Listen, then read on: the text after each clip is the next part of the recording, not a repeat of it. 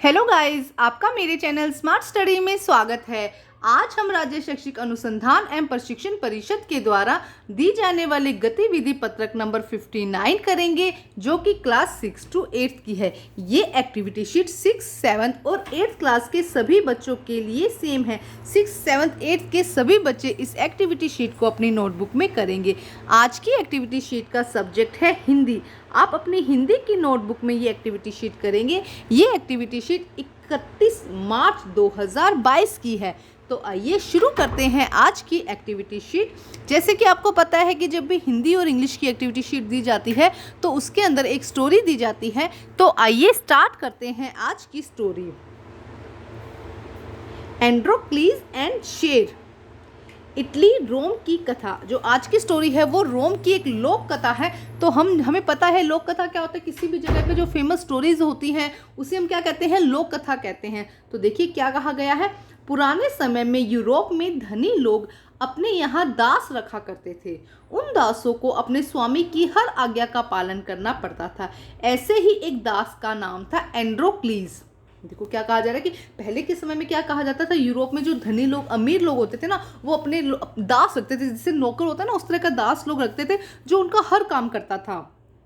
ऐसा ही एक दास का नाम था एंड्रोक्लीज। एंड्रोक्लीज का स्वामी अपने दासों के साथ पशुवत व्यवहार करता था। तो जो एंड्रोक्लीज का स्वामी था, मतलब उनका जो मालिक था, वो दासों के साथ में पशुवत मतलब कि पशुओं के जैसा व्यवहार करता था। उनसे बहुत काम लिया जाता था, फिर भी उन्हें भूखा रहना पड़ता था। मतलब काम तो खूब लेते थे लेकिन खाना क्या करते थे, बहुत कम देते थे। कई बार भूखा भी रहना पड़ता था। एंड्रोक्लीज को भी दिन रात यातना सहनी पड़ती थी, मतलब परेशानियां, कष्ट सहना पड़ता था। एक दिन यातनाओं से तंग आकर वह चुपके से भाग गया और वह जंगल की पहाड़ियों के बीच में एक गुफा में रहने लगा। मतलब इतना उसको तंग किया जाता था, परेशान किया जाता था कि वो परेशान होकर उसने क्या किया, एक दिन गुफा में मतलब वो भाग गया और गुफा में रहने लगा। एक दिन वह जंगल में घूम रहा था कि उसने सामने से आते हुए एक शेर को देखा। मतलब एक वो पहाड़ियों में घूम रहा था क्योंकि जंगल में घूमता रहता था ना वो। तो एक दिन वहां पे इसने सामने से शेर को आते हुए देखा। एंड्रोक्लीज डर गया। जब उसने शेर को देखा तो जो एंड्रोक्लीज था वो डर गया। वह शेर से दूर भागना चाहता था परंतु उसे उपयुक्त अवसर नहीं मिला। शेर धीरे धीरे उसके पास आया और बैठ गया। वह अपना अगला पैर बार बार उठाकर एंड्रोक्लीज को कुछ इशारा कर रहा था। तो जो शेर था वो अपना पैर उठाकर बार बार में कुछ इशारा कर रहा था एंड्रोक्लीज को, वो कुछ कहना चाहता था। एंड्रोक्लीज का भय दूर हो गया। अब एंड्रोक्लीज को लगा शायद ये कुछ कहना चाहता है। जो उसको भय मतलब डर लग रहा था वो अब दूर हो गया। उसने ध्यान से देखा तो पाया कि शेर के पंजे पे एक बड़ा सा कांटा गड़ा हुआ है। देखो यहाँ पे क्या था, एक पैर पे कांटा गड़ा हुआ था। उसने तुरंत कांटा खींचकर निकाल दिया, घाव पर जड़ी बूटियों का रस डाल दिया और शेर को आराम मिला। उसने एंड्रोक्लीज को कोई हानि नहीं पहुंचाई। अब जैसे देखो, अब जब हम किसी की तकलीफ को दूर करते हैं, चाहे वो कोई जानवर ही क्यों ना हो, तो वो हमें तकलीफ नहीं पहुंचाता। इसी तरह उस शेर ने भी एंड्रोक्लीज को कोई तकलीफ नहीं पहुंचाई। शेर और एंड्रोक्लीज गुफा में एक साथ रहने लगे। इधर एंड्रोक्लीज को खोजने के लिए स्वामी के सिपाही जंगल में घूम रहे थे। उन्होंने एंड्रोक्लीज को गिरफ्तार कर लिया और अपने स्वामी के पास ले आए। अब देखो, अब यहाँ पे दूसरी तरफ क्या, देखो शेर और एंड्रोक्लीज गुफा में एक साथ रहने लगे।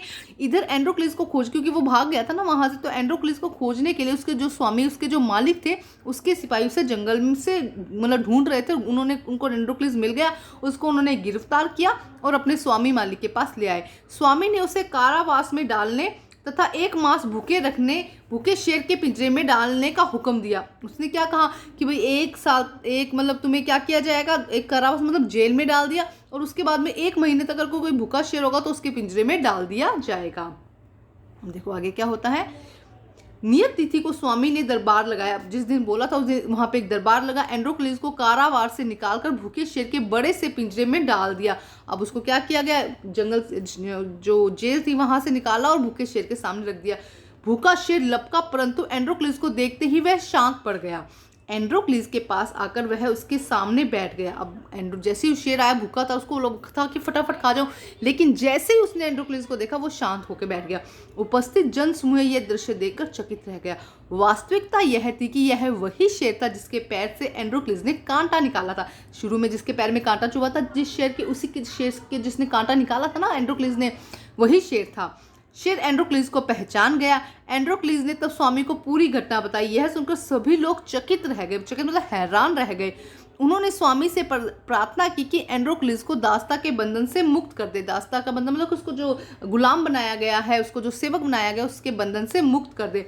स्वामी ने लोगों की बात मान ली। उसने एंड्रोक्लिस को ढेर सारा धन देते हुए कहा, एंड्रोक्लिस आज से तुम स्वतंत्र हो, मतलब कि आज से तुम आज़ाद हो। देखो इससे हमें क्या शिक्षा मिलती है कि हमें किसी को दास नहीं बनाना चाहिए, किसी को नौकर नहीं बनाना चाहिए और नहीं समझना चाहिए। अपना काम हमें स्वयं करना चाहिए। तो अब हम देखते हैं इस एक्टिविटी शीट के कुछ क्वेश्चंस। तो देखो फर्स्ट क्वेश्चन क्या कहा गया है। जैसे कि हमेशा यही क्वेश्चन होता है कि इस कहानी में जिन शब्दों के अर्थ और उच्चारण में आपको कठिनाई हुई है उन शब्दों की सूची बनाइए। अपने शिक्षक शिक्षिका या परिवार के सदस्यों के साथ उनके अर्थ और उच्चारण पूछकर उनका अभ्यास करें। तो आइए करते हैं क्वेश्चन नंबर 1 का आंसर। तो आइए देखते हैं कुछ डिफिकल्ट वर्ड्स। जैसे कि दास, दास का मतलब होता है नौकर। सेकंड है यातना, यातना का मतलब होता है कष्ट देना। थर्ड पर है आज्ञा, आज्ञा का मतलब होता है आदेश। फोर्थ पर है पशुवत, पशुवत मतलब व्यवहार पशुओं जैसा, या हम सीधा लिख सकते हैं पशुओं जैसा व्यवहार। उसके बाद है उपयुक्त, उपयुक्त का मतलब होता है ठीक। अवसर का मतलब होता है मौका। भय का मतलब होता है डर। कुछ मुश्किल वर्ड्स हैं यहाँ पे। इशारा, इशारा का मतलब होता है संकेत करना। जन समूह है, जन समूह का मतलब लोगों की भीड़। चकित, चकित मतलब हैरान। स्वतंत्र, स्वतंत्र का मतलब होता है आजाद। तो कुछ ये 11 वर्ड है, आप इसमें चाहे तो 10 वर्ड आप लिख सकते हैं जो थोड़े से डिफिकल्ट आपको लगे हैं। अब हम देखते हैं क्वेश्चन नंबर 2। क्वेश्चन नंबर 2 में देखो क्या कहा गया है। इस कहानी के आधार पर बताइए कि हमें पशुओं के साथ में कैसा व्यवहार करना चाहिए। तो पशुओं के साथ हमें मित्रता पूर्वक व्यवहार करना चाहिए, उनकी सहायता करनी चाहिए, उनकी रक्षा करनी चाहिए। तो आइए देखते हैं इसका आंसर। तो देखिए आंसर, पशु पक्षियों के प्रति हमारा व्यवहार प्यार भावना वाला होना चाहिए। पशु पक्षियों के प्रति हमारा व्यवहार प्यार भावना वाला होना चाहिए। हमें उनके साथ हमेशा मित्रता का व्यवहार करना चाहिए। हमें उन्हें तंग नहीं करना चाहिए, हमें उन्हें तंग नहीं करना चाहिए। देखो लिखते वक्त मिस्टेक हो गई है, हमें उन्हें तंग नहीं करना चाहिए। हमें पशु पक्षियों की रक्षा करनी चाहिए। देखो नहीं जरूर लिख लीजिएगा यहाँ पे। तो हमें इस तरह का व्यवहार करना चाहिए। ये हो जाएगा सेकंड क्वेश्चन का आंसर। आप जरूर यहाँ पे लिखेंगे कि हमें उन्हें तंग नहीं करना चाहिए। अब हम देखते हैं नेक्स्ट क्वेश्चन।